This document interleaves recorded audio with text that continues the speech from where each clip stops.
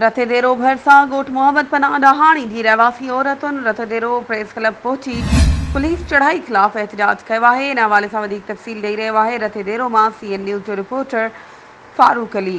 जी फारूक, छा तफ़सील आहिनि? जी नाइला, बिल्कुल रतेदेरो भरसा ॻोठ मोहम्मद पनाह ॾहाणी जे रहवासियुनि औरतुनि रतेदेरो प्रेस क्लब पहुची पुलिस चढ़ाई ख़िलाफ़ एहतजाज कयो आहे।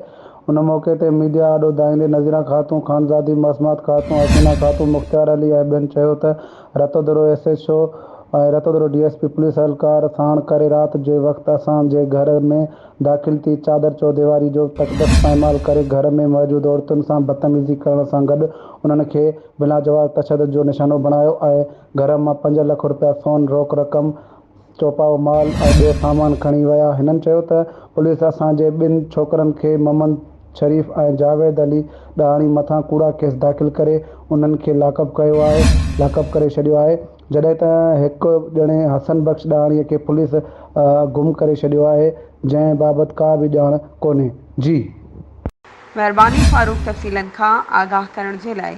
वधीक ख़बरुनि ऐं अपडेट्स जे लाइ असांजे चैनल खे सब्सक्राइब कयो ऐं हा, बेल आइकन खे प्रेस करणु न विसारिजो त जीअं असांजी हर नई अचण वारी वीडियो तव्हां ताईं पहुचे।